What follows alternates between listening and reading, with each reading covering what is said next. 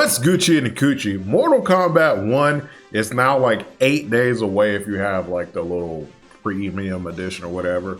And I want to talk about my favorite aspect of Mortal Kombat games, which is actually the story and the lore of these characters. I'm not going to act like I'm somebody that knows all of the lore and all of the story of every Mortal Kombat game, because that wouldn't be true. So if I get anything wrong at any point, please correct me. I'd rather be corrected to walk around and to think I know what I'm saying and I'm fucking wrong as shit, okay? So this game is interesting, right? So the last few Mortal Kombat games have been a continuation of a story that has already been told. And Mortal Kombat 11 and Mortal Kombat X is weird because those are kind of already story retellings in a sense. Like a lot of characters' personalities and goals change in those games to where that was kind of a reset if you think about it. And in this game, they've been kind of changed again. So I'm gonna be real, my dumbass cannot figure out how to expand that shit on the site. So I just came to Twitter. Okay, so we got Sub-Zero here. This is Bihan Sub-Zero. If you don't know, Bihan is evil as shit, okay? My assumption is that Bihan is still very evil. And people be like, Bihan's not evil. Stop it. Bihan is fucking evil, okay? I'm not gonna argue with you with what you deem as being evil or not. I don't give a fuck. Bihan is an evil character. He eventually turns into Noob. Obviously, I don't think we're gonna see Noob in this game because, you know, Bihan is right here. So there's a lot of things that can happen with this game, but obviously Bihan, leader of the Lin Kuei. Let's see. Let's just read this. As the Lin Kuei's Grandmaster, Sub-Zero leads his ancient warrior clan in defense of Earthrealm from external threats. For centuries, it has been their solemn task. But Earthrealm hasn't been threatened in generations, and Sub-Zero sees no point in limiting his clan to prepare for dangers that may never come. Under his leadership, the Lin Kuei will come out of the shadows and fight for his place as Earthrealm's greatest nations. I feel like, in my opinion, I feel like his goal, like he gonna do some stupid shit. I genuinely feel like he's gonna side with Shang, because I'm thinking that's what this story is gonna start boiling down to, where there's gonna be some people siding with Liu, and there's gonna be some people siding with Shang. I did not watch that preview. I think they did like a 2-hour preview people were posting or some shit. I did not post it. I did not want to be spoiled, so I did not see that shit. So I think he's going to be siding with Shang when it's all said and done, but this is very much so. Now, Scorpion is actually interesting because, A, this isn't Hanzo. The Scorpion we know has always been Hanzo. I believe in every game Scorpion has been Hanzo. So I think this is the first game. Like I said, feel free to correct me if I'm wrong. I think this is the first game where Hanzo actually is not Scorpion. This is Sub-Zero's brother.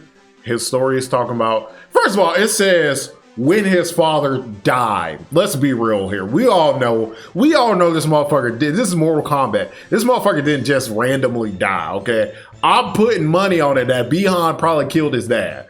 My assumption is that the Scorpion is gonna break away and he's gonna find the Shirai Ryu. I'm thinking that he's gonna found the Shirai Ryu. He's gonna leave the Lin Kuei. I think that's the direction that his story is going in. He said he fears that one day he's gonna have to battle his brother for control of the Lin Kuei's legacy because his brother is not following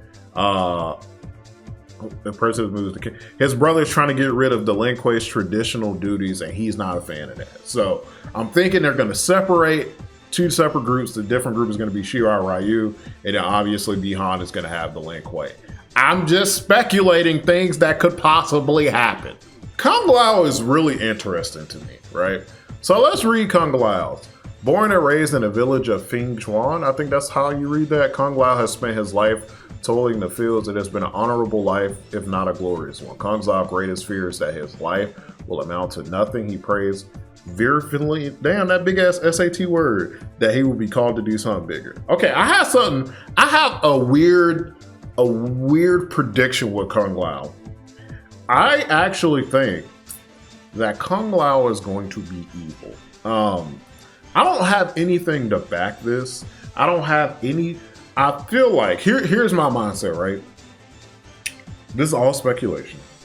I think Kung Lao is gonna get jealous of Raiden, right? Kung Lao is like, I feel like we should be equal. You, Liu Kang, you show up and you say that Raiden is gonna be your special fighter. He's gonna be the one to save the world. What the fuck am I to you? All right. He's probably gonna see like a vision or some shit where him and Liu Kang are fighting side by side. He like, motherfucker, we was brothers. We was equals. And you gonna come back and put this motherfucker on a pedestal and not help out your boy? That's fucked up. I think Kung Lao is gonna be evil. No cap. Call it now. I think somewhere in the story, Kung Lao is either gonna get tricked or something. Well, I think the game is gonna, at some point, Kung Lao is either gonna do some dumb shit to help the other side. Maybe not intentionally, but he's gonna do some evil shit. Queen Mythdale herself. So let's read about Queen Mythdale. When Sindel was ascended to the Outworld's throne, she worried that she was ill-prepared, added to her stress. Her pending arranged marriage to Jared, an Outworld noble, forced into it to placate a... You know what? Sindel's story was originally this, right? Correct me if I'm wrong, right? But I think originally Sindel's story was that in Edenia, I think this is the same shit, right? It's kind of similar, right? I know she had a husband. She was married to some dude. I don't remember if and her original story was the marriage also arranged. And what eventually happens is Shao Kahn kills the dude, forces Sindel to marry him. Sindel's like, hell no. She kills herself. Shao Kahn brings Sindel's body to Shang Tsung and has her revived, and then like she's different. I think that's her original story. And I honestly think that that's gonna kind of stay the same for her. It seems like obviously she had daughters. The thing that's different here is Mileena, right? Mileena originally was a clone, right? She was a clone of Kitana that was created. Now she's not a clone anymore. She's like her actual daughter that seemingly was infected by some tarkatan shit. But now she's actually like, okay, this is my daughter. Like, I gave birth to her. And that wasn't it before. I'm pretty sure Mileena before was just a clone. But, once again, correct me if I'm wrong. When Gerard was murdered, Sindel's heart was broken. So, I'm assuming also in this story that Shao Kahn is the one that killed her husband. And while he's just General Shao right now, I expect for him to try to pull the same shit again. So, Sindel's story is seemingly not too different. General Shao. Now, he's not Shao Kahn. If you don't know, Kahn is a title. It is not just his name, okay? That is why you also have Kotal Kahn. That is a title. His name is not Kotal Kahn. So, born into a proud military family, he was expected to become a soldier. He had a sickly body. His dad was mad at him and put him in an extreme program to build his strength and endurance. Years of toil molded Shao Kahn into a physical colossus. W or L dad, forging him in an iron will. As his father promised, Shao became a perfect soldier.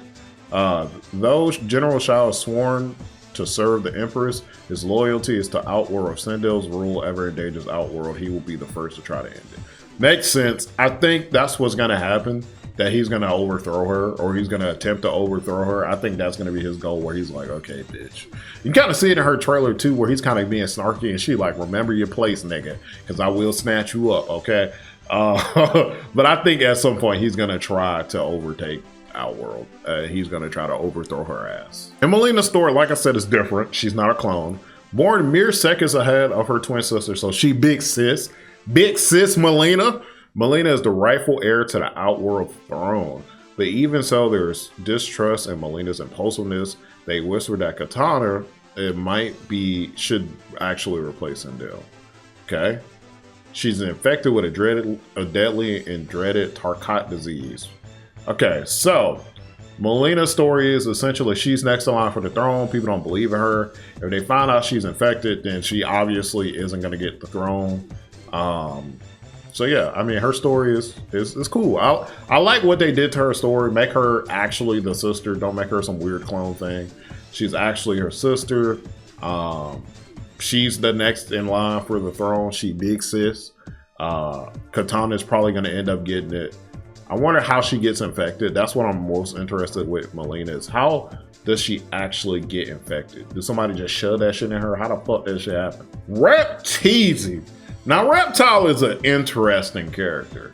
I want to say in Mortal Kombat Deception, right? Reptile is actually he becomes the vessel for Onaga.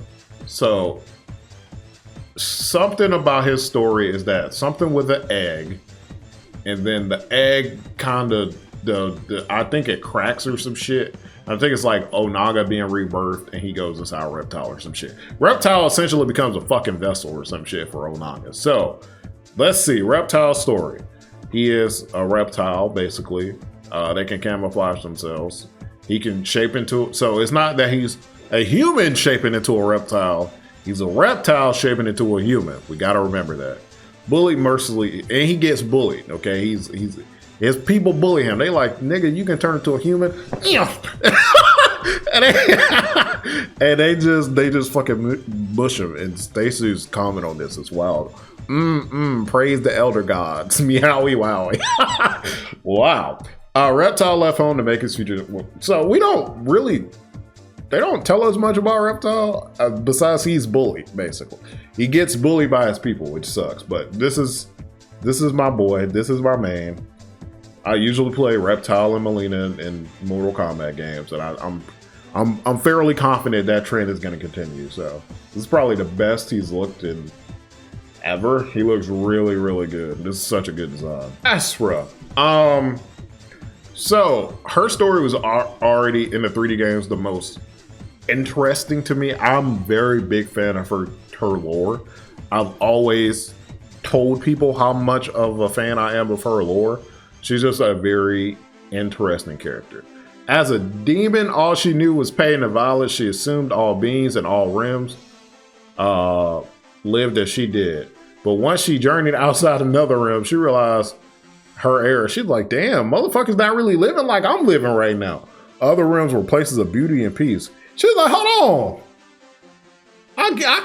I wake up, they beat my ass every day. Ain't no food here. The shit just fire everywhere. And you telling me other people out here ain't living like this? What the fuck? So she left.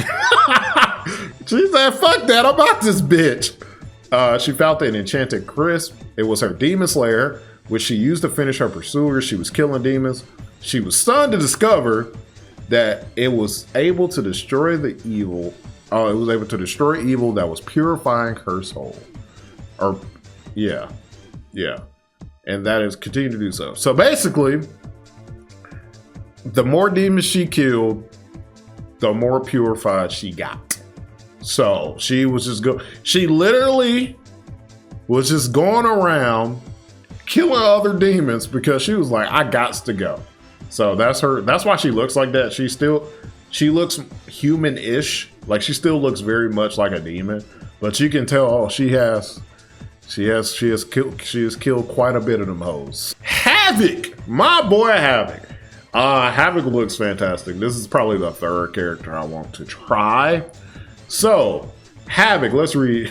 I think Havik's story I don't know too much about Havik. I just know this motherfucker liked chaos. He did not like the Order Realm. So, a citizen of the realm of Saito, Havik is sworn to take down this oppressive regime and free his people. This motherfucker a freedom fighter? Okay. Their order is prized above all else. Lawbreaking is met with strict punishment as citizens live in strictly regulated caste. As a member of the Saito's Lord's Camp, he has no rights nor privileges. He seethes with anger at the injustice when he is brutally punished for a minor crime. Havik decides to act. He said, fuck that. So basically, he got treated like shit. he was getting punished for crimes that didn't even make sense. And he wants to live in, I like the last line, together they will live in blessed anarchy. He wants chaos. He don't like no structure. He don't like none of these rules. He like, why are we fucking breaking my jaw for stealing the apple? This shit don't make no fucking sense. So Havik is such a funny ass character because he literally like, I'm done. I'm over it. I'm over this shit. Okay, I need fucking chaos. I'm sick of all these goddamn rules. I'm fucking shit up. Okay, so shout out to Havik. I do want to play him a lot. It's probably the third character.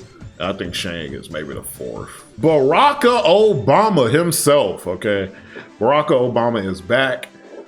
He used to be a merchant. Has that always been true that Baraka used to sell? Imagine going up and you'd be like, I need to buy something. And you walk up and it's Baraka. You trying to buy some fucking sandwiches for Baraka and this ugly ass motherfucker just drooling on the shit. And he like, I got the sandwiches 2 for $5. And whenever I see Baraka, I can only hear the Dashy voice. I swear to God. I literally just hear every time I see Baraka, I just hear the Dashy voice. It's funny as shit. But that life ended in an instant when he contracted. Wait. So Baraka used to be a human. He ain't always been ugly as fuck. He ain't always, well, I ain't gonna say he ain't always been human, right? Because he ain't been human, obviously. He was an outworld, but he wasn't always this ugly ass shit. So he caught the plague. Damn, all them motherfuckers getting that shit. Incurable, contagious, and a cause of severe physical deformities. Tarkat turned Baraka into a monster. He was cast out and doomed to live. So all the motherfuckers in the Tarkat colony, just random niggas that got infected. They ain't asked for that shit. They all got the juice. Mileena, your ass gonna be living there with him. When Baraka first arrived, the colony was in disarray. His fellow Tarkatans had given up and were ready to die. Their hopelessness lit a fire in Baraka's heart. He spares no effort to better his Tarkatan people. He knows that as long as he's fighting, he will never be a victim. That's what I'm fucking talking about, Baraka. You ain't gonna never be no goddamn victim. Don't you let them make you into a fucking victim. Hey man, shout out to Baraka. He got there, he said, listen, I'm gonna need y'all to stand up. We ain't no fucking victims. We ugly as shit now. Yes, we are. No bitches, but it's okay. Cause we gonna make it through. We gonna make it. Shout out. That's why I call him Baraka Obama. Right there. Look at that shit. So for some reason, Smokes is in 2 different pictures. Well, I don't know why. As a boy, Smoke lived to hunt with his family. Their final hunt, however, ended in a tragedy. Having accidentally trespassed into Lin Kuei lands, they were attacked, and Smoke was an orphan. Well, that sucks. Ashamed by his warrior's action, the Lin Kuei Grand Master adopted Smoke. He raised him along with his sons Sub-Zero and Scorpion. Eventually, Smoke chose to make the Lin Kuei's mission his own, but as he lacked his brother's innate supernatural abilities, he set out to master practical magic. Having done so, he now joins them at Earthroll's defense. Okay, so he's adopted. Okay, he's an adopted little brother who don't got powers. And he like, I got a knife. So I'm really happy with a lot of these characters like changes, because I feel like some of these characters, some of their stories were kind of like weak, I guess. Like it was just like evil thing happened, bad thing here, that's why I do this. Like it felt like a lot of them were lacking substance, I guess, story wise. And I really like some of the changes in some of the changes that were made to the characters. I don't know. It just makes them more interesting.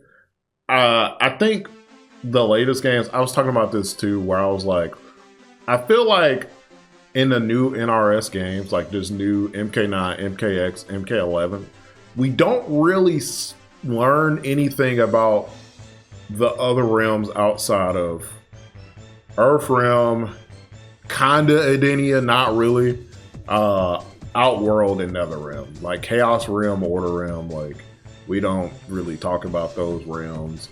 And I just feel like a lot of characters were missing backstory. A lot of the newer games were MKX was completely focused, I'm not gonna say completely, but was heavily focused on the Cage family, right? That was a Johnny Cage family story, in my opinion. That was mostly about the Cage family.